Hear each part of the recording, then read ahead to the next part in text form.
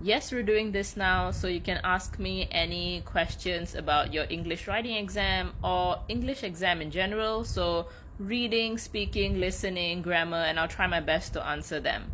Well, this question is about how to write an essay about a memorable holiday.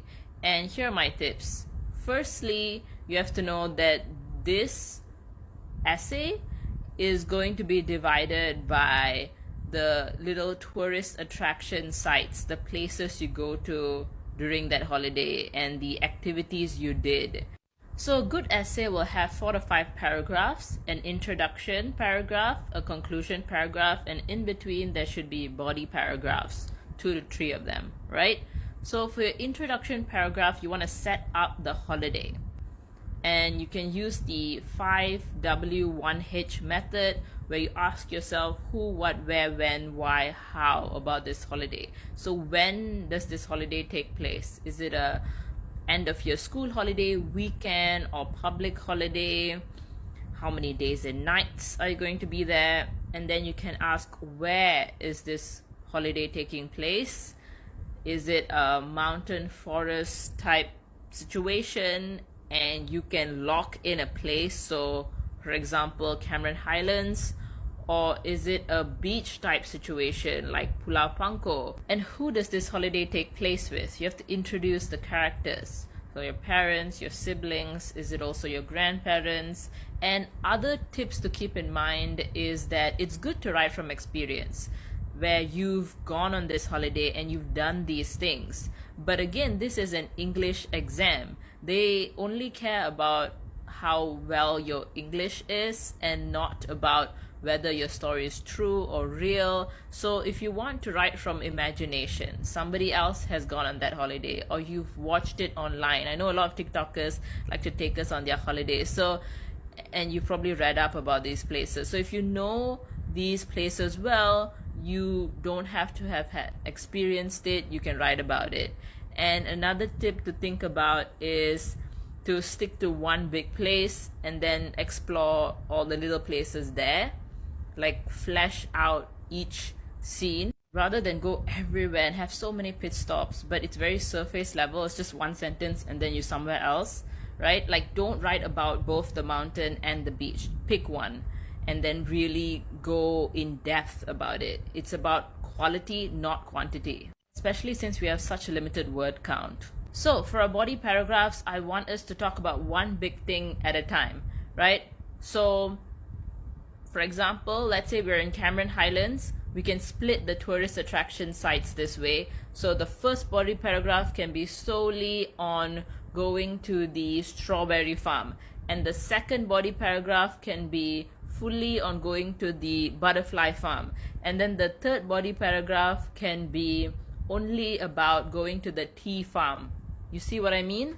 So now that we've divided it this way, the first line can be just mentioning that main topic, mentioning that main place, and then it's about detail, it's about explanation, it's about examples, right?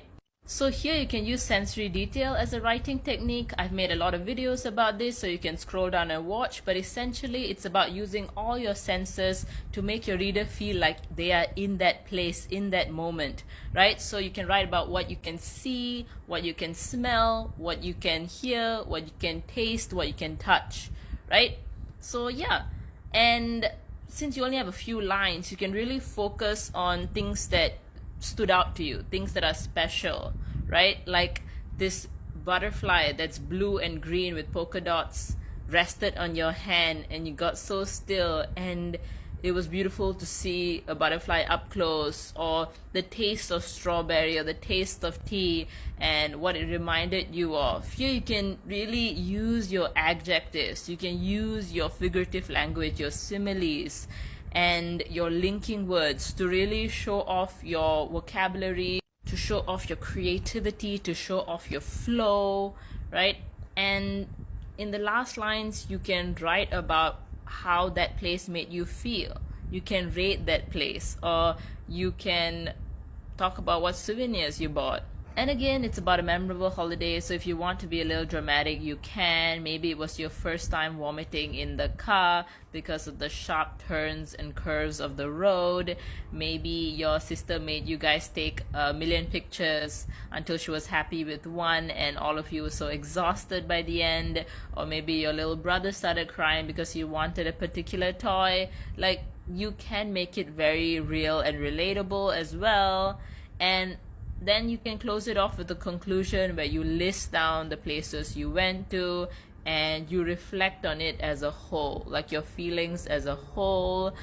And again, you can add more special things to it, like this was the first holiday we went to after the long pandemic, or this was the last holiday we went to before the pandemic, or this was a holiday where my siblings came back from boarding school, or we managed to get the families together.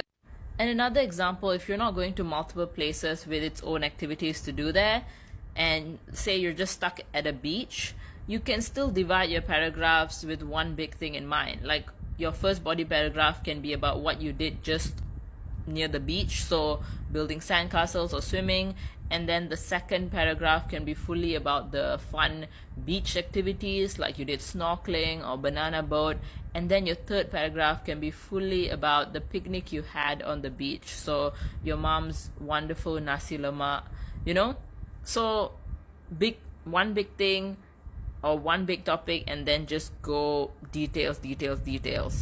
If these are helpful tips, give me a follow, give me a like, and share this video with your friends so they can learn along. And again, don't forget to ask me more questions about English in general, and I'll answer them.